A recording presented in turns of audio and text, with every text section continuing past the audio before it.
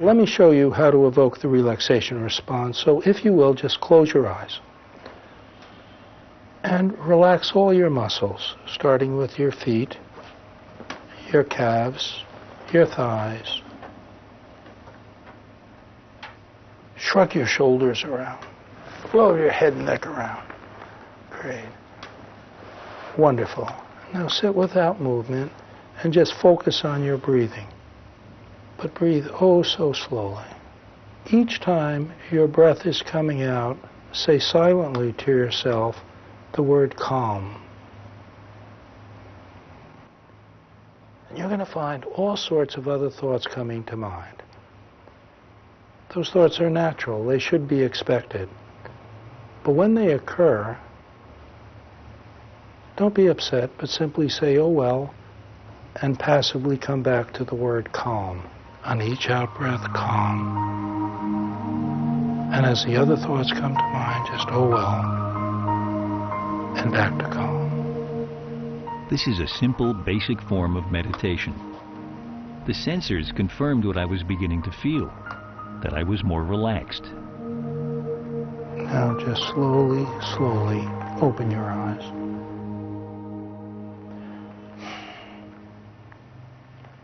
How was that? It's nice. You got into it nicely. What did the physiologic changes show? I think the most dramatic one was your muscle tension, measured right here. Before it was so high it was off the screen. and after about a minute and a half it came down quite nicely. This is how you can use the mind to affect the stresses of the body. And to the extent that any disorder is caused or made worse by stress, to that extent we can use this as a therapy. Is there a difference between what you might call chronic stress and momentary stress? I mean, is it good for you to have short bursts of stress that you can handle? The more the stress, the more efficient you are, the more productive you are, but to a point. When it gets too chronic, and then performance and efficiency start dropping off. And that's what most people are experiencing.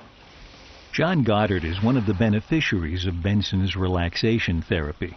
Once a victim of panic attacks, depression, and high blood pressure, he's now mentally stable and off his blood pressure medication. He says his daily meditation is responsible. It's given me my life back. I was hiding in my house for 12 years. I was so frightened. And now I'm out in the world. I'm actually working again. It's just so fantastic. This is northern India, the foothills of the Himalayas, and the year is 1981. These scenes were filmed on visits led by Herbert Benson to track down experts in Tummo Yoga. It's practiced by Tibetan monks who had followed the Dalai Lama here when he was exiled. Benson, knowing of the Dalai Lama's reputation for openness, got permission to investigate. For years, the practice of Tummo has been a secret within Tibetan Buddhist practice, and you allowed the West to have studies of this for the first time. Well, why is that?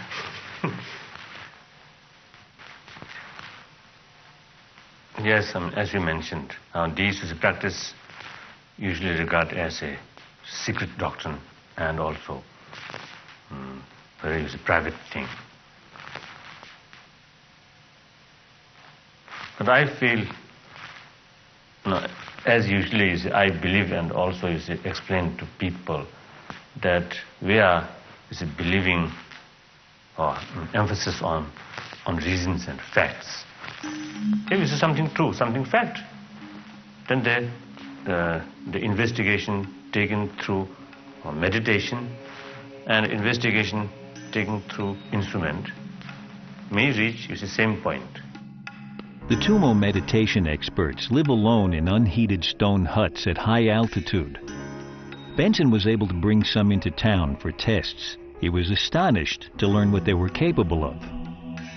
What their monks can do in Tummo Yoga is essentially naked in midwinter in 40-degree Fahrenheit temperatures, take a sheet measuring 6 by 3 feet, dip it in icy water, wrap themselves in that sheet. You and I will go into uncontrollable shivering and perhaps even die. They can get that sheet steaming within 3 to 5 minutes. We've been studying that for 20 years. Benson brought back now famous film of the Tumo monks drying their ice-cold sheets. For them, it's of course an essential religious ritual designed to create a fire which burns away all traces of improper thinking. For Benson, it was simply astonishing. And in fact, he found with his tests that monks could at will raise the temperature of their extremities, fingers and toes, by as much as 15 degrees. At the same time, they don't increase their heart rates, he found. So somehow they must be deliberately opening up their blood vessels, increasing the flow. I'm no Tibetan monk, but after my relaxation session, the idea of warming yourself up didn't sound out of the question to me. 3/4 of the way through trying to repeat the word calm, I felt warmer. Exactly. That's a common response. You see, the stress hormones lead to vasoconstriction. That's just what we were measuring, muscle tension. When you evoke the relaxation response that way, what then occurred, that hormone was counteracted, and that led to a warming of the skin. But how exactly are the stress hormones counteracted?